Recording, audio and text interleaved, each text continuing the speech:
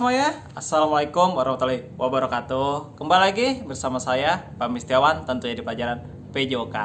Untuk minggu ini, ya, saya akan membahas namanya tentang lompat jauh. Ya, itu masuk ke dalam atletik, ya, cabang lompat. Oke, pahami itu dulu. Nah, dalam gaya lompat jauh ini, ya, dalam lompat jauh, mungkin saya sudah membahas di semester sebelumnya. Ya, mungkin agak kurang jelas, ya, dan belum lebih spesifik lagi. Mungkin kali ini saya akan lebih dalam lagi, ya, dan bagaimana cara prakteknya, ya, kita lanjut dulu. Oke, kita bahas dulu. Nah, di dalam lompat jauh, ya, terdapat ada 3 gaya, ya. Yang pertama ada namanya gaya jongkok, yang kedua gaya jongkok atau yang disebut dengan tuck, kemudian ada namanya gaya menggantung atau hitungannya hang style, kemudian ada namanya gaya berjalan di udara atau namanya disebut dengan walking in the air, ya. Nah, untuk dalam gaya-gaya ketiga tersebut, ya, ada namanya gaya jongkok, kemudian ada namanya gaya menggantung, kemudian ada gaya berjalan di udara, ya, masing-masing ada takarannya, ya. Kayak contohnya gaya berjalan di udara atau hitungannya walking in the air itu biasanya dilakukan oleh profesional, ya, yang udah sangat pro sekali, ya. Kalau untuk pemula atau yang ingin mencoba-coba biasanya menggunakan namanya gaya tuck atau gaya jongkok, ya, yang dasar banget, ya. Profesional boleh nggak pakai itu? Boleh, ya, tapi pada umumnya untuk pemula atau, ya, yang masih baru mau belajar, ya, kalian di rumah nggak masalah, ya, lompat ke kasur pakai menggunakan praktekin pakai gaya ini nggak masalah, ya, aman-aman aja kok, insya Allah, ya. Ini biasanya digunakan untuk, ya, belajar di rumah. Coba aja kalian praktekin, ya, di rumah. Tapi sebelum praktekin di rumah ingat keamanan dan safety. Oke, lihat dulu, ya, ada orang apa enggaknya tuh kiri kanan, ya, jangan ada orang di depan, ada yang kamu lompat, ya. Nah, untuk ini biar lebih jelasnya, ya, yang kamu harus ketahui itu ada 4 dasar, ya. Yang pertama ada langkah awalan atau disebut dengan lari, ya. Masalahnya lari di sini kamu harus cepat dan hitungannya harus terarah, ya, iramanya itu sama, ya. Ingat, harus cepat langkah lari kamu, ya. Kayak gimana sih contohnya? Ini dia.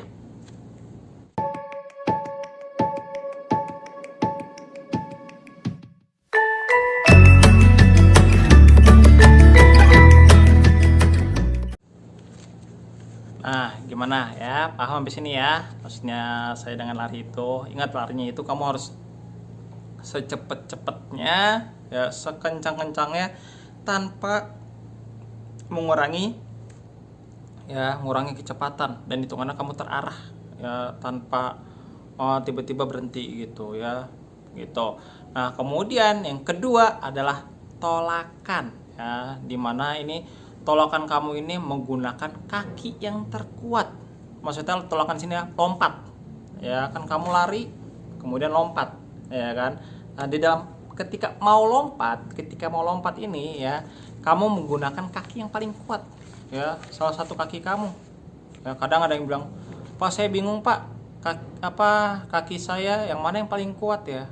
Gampang, kamu berdiri aja, udah, badan kamu kedepanin aja, ntar pasti tiba-tiba ada salah satu kaki kamu yang tiba-tiba ke depan. Nah, itu dijamin kaki yang paling kuat. Nah, kaki yang paling kuat itu gunakanlah untuk melakukan tolakan, ya, untuk melompat. Oke, ya, paham sampai sini, ya. Nah, kayak gimana sih caranya, ya? Lihat videonya.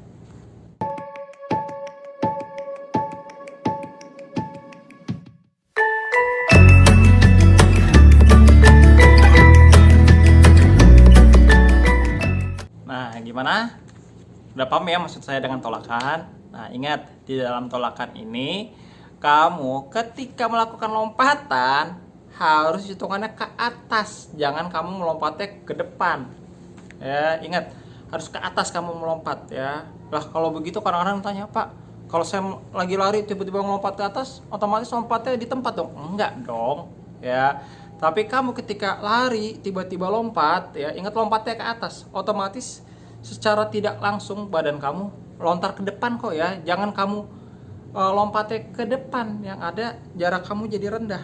Contohnya begini ya, misalkan ya, kamu melompat nih, melompat lagi lari, lompat kamu ke depan, yang ada jarak kamu, lihat nih dari bawah ya, dari tempat pendaratan sama lompat kamu pasti rendah, langsung nyampe. Tapi bedanya kalau kamu melompatnya habis lari, lompat ke atas, lihat antara tempat pendaratan ya dengan kamu, kaki kamu otomatis lebih tinggi.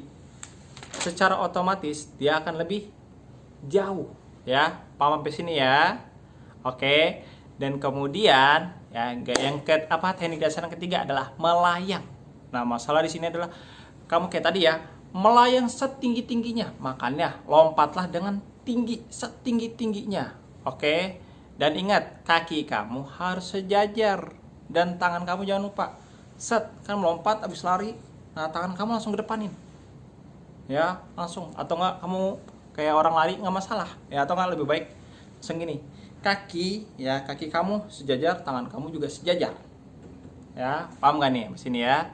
Untuk lebih jelasnya kayak gimana ya, kita lihat.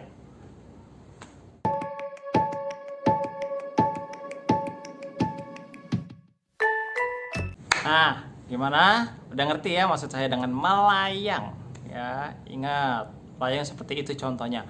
Kemudian yang terakhir adalah mendarat ya. Habis lompat, melayang, otomatis mendarat ya. Nah, mendarat ini dengan kedua kaki. Ingat ya, kakinya kayak saya tadi bilang ya, kamu harus sejajar dan posisinya jongkok, karena hitungannya kan di sini kita menggunakan gaya tak atau gaya jongkok. Jadi ketika kamu mendarat otomatis harus jongkok ya. Paham di sini ya? Dan ingat, tangannya menghadap ke depan. Ya, jongkok tek ke depan. Ingat ketika melayang ya, itu deh kayak vampir deh kurang lebih gitu ya. Untuk lebih jelasnya kayak gimana caranya, kita lihat contohnya di video ini.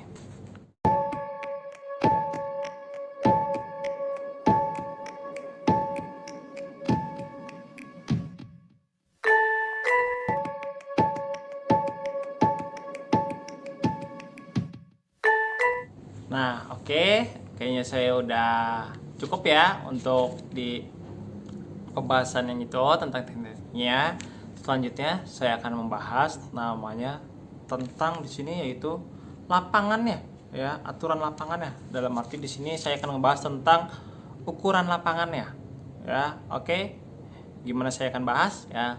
Tapi sebelum saya bahas ya lebih lanjut, tolong perhatikan apa yang saya akan jelaskan dan lihat baik-baik. Soalnya nanti saya akan kasih gambar di layar kalian semua. Oke? Untuk tidak berlama-lama, yuk kita lihat. Baik, ya perhatikan dulu. Ini lapangannya ini. Oke, ini lapangannya ya. Nah, kurang lebih seperti ini. Nah, saya akan jelaskan di sini ya. Nah, ini adalah lintasan untuk awalan nih, untuk lari kamu ya. Lari sekencang-kencang mungkin tanpa mengurangi kecepatan, walaupun di sini ya yang hitam ini adalah hitungannya papan lompat ya. Nah, ini papan lompat. Walaupun di sini ada papan lompat, nah ketika lari ya pas banget kamu harus nginjek ini ya, lompat dengan salah satu kaki, bukan kedua kaki. Oke. Nah, ini kamu lari. Nah, ini kurang lebih ya panjangnya dari sini ke ujung sini adalah 45 meter. Tuh, ada di sini. Oke, dengan lebar 1,22 meter. Oke, nah dari ujung sini ke sini. Nah, sedangkan tumpuannya, nih tumpuan nih ya, yang hitam ini, papan lompat. Buat lompatnya, nah ini udah ada nih. Oke, panjangnya 122 cm. Ya, ini panjang dari sini ke sini. Oke, nah lebar ya 20 cm. Nih lebar ya. Nah, kemudian tebalnya maksudnya yang ke bawah ya. Itu tebalnya kurang lebih 5 cm. Oke. Nah, jarak dari bak ya, dari bak ya, dari bak pasir atau bak untuk lompat ke arah tumpuan ya, buat tolakan ini, tumpuan tolakan itu kurang lebih 1 meter ya. Sedangkan untuk pendaratan kalian, bak pasirnya itu kurang lebih ya, panjangnya adalah 10 meter dengan lebar 2,75 meter. Oke.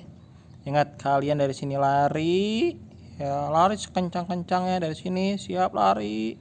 Kemudian melompat di papan lompat, kemudian lompat ke sini, ke tempat pendaratannya. Ya, itulah bak pasir. Nah, masalahnya bak pasirnya ini, pasirnya itu menggunakan bukannya pasir bangunan ya, yang warna hitam atau abu-abu itu, tapi menggunakan pasirnya adalah pasir pantai yang lembut, yang halus. Kalau pasir bangunan itu keras ya, kena air mengeras ya, nggak kena air pun ya walaupun agak lembut tapi tetap keras. Nah, kalau sedangkan pasir pantai mau kena air ya, mau kering malah lebih lembut gitu kurang lebih. Jadi aman buat untuk kalian tempat pendaratan, kurang lebih begitu ya. Ya, sampai sini aja mungkin apa yang saya sampaikan ya. Kurang lebihnya bila ada salah-salah kata, saya mohon maaf. Wassalamualaikum warahmatullahi wabarakatuh.